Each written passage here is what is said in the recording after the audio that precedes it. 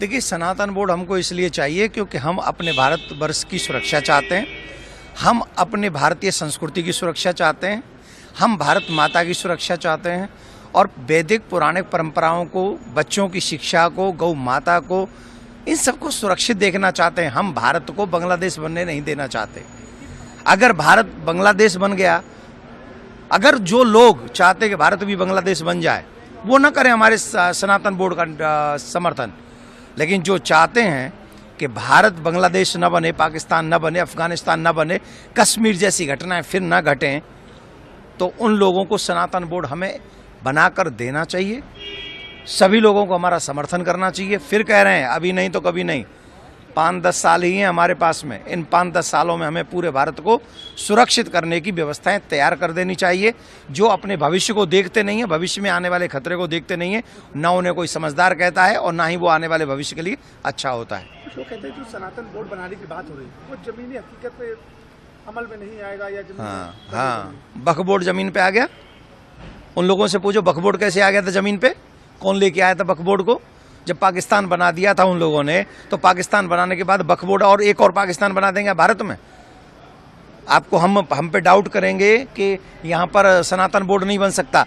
भारत में सनातन बोर्ड नहीं बन सकता, जमीन में नहीं उतर सकता, लेकिन वो वक्फ बोर्ड और ये सब बोर्ड बन जाएंगे। It's wrong. हमें सनातन बोर्ड चाहिए।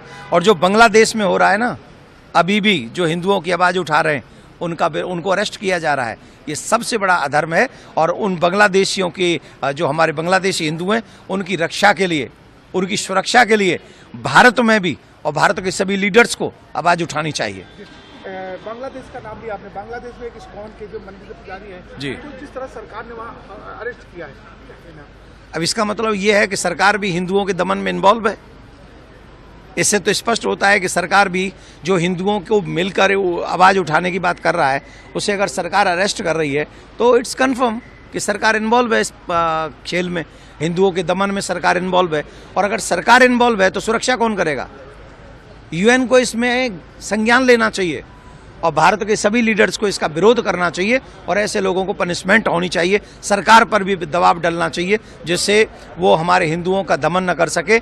और याद रखें, बांग्लादेश में इस्कॉन के पुजारी का अरेस्टिंग होना, ये भारत के लिए खतरे की घंटी है।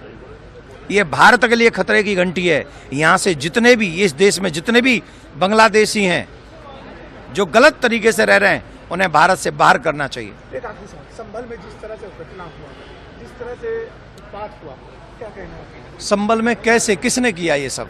संभल में कोर्ट का आदेश का पालन करने के लिए अगर एक जांच एजेंसी जाएगी तो उसका आप अतिक्रमण करेंगे, उसके ऊपर आक्रमण करेंगे, उसके ऊपर आप पत्थर बरसाएंगे।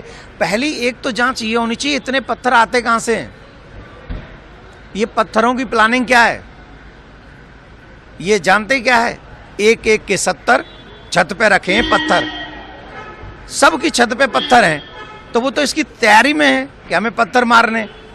इतने पत्थर एक जगह पे कैसे आ जाएंगे बिना प्लानिंग के?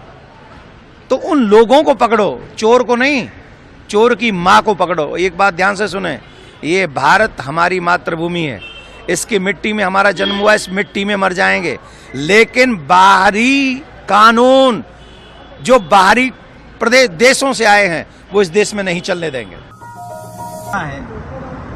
इस संभल में जिस तरीके से हिंसा हुई है, ये उचित नहीं है।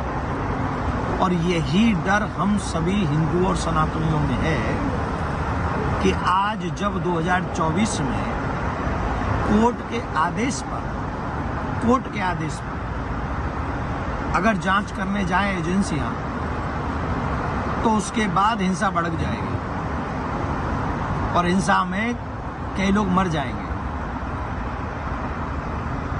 आप कल्पना करिए 2034 में, 44 में क्या होगा?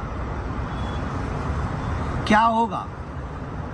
क्या ये वो भारत का दृश्य हम लोग कल्पना कर रहे हैं? नहीं कर रहे ना। यही डर है, इसीलिए जनसंख्या नियंत्रण होना चाहिए। और हम इसीलिए सनातन बोर्ड भी मांग रहे हैं कि कम से कम हम अपने सनातनी स्थानों को बचा सकेंगे, वहां हमें जांच नहीं करानी पड़ेगी। एक और प्रार्थना, जो हिंसा में इन्वॉल्व हैं उन्हें इतनी बड़ी सजा मिलनी चाहिए जिससे वो लोग आगे इन फ्यूचर ऐसा सोच भी न सके। और सभी सनातनियों से हम कह रहे हैं, ये जो सनातन बोर्ड की हम बात कर रहे हैं, आप सब लोग इसके गहराई को समझिए, इसके मर्म को समझिए, इसके पीछे उद्देश्य क्या है वो समझिए। और हम सब मिलकर मिटते हुए भारत को नहीं देखना चाहते, हम लोग उभरते हुए भारत को देखना चाहते हैं। और अगर भारत उभारना हम चाहते हैं, भारत को आगे बढ़ते हुए देखना चाहते हैं, तो बहुत जरूरी है कि ऐसी विचारधारा का हनन होना चाहिए, उन पर विराम लगना चाहिए।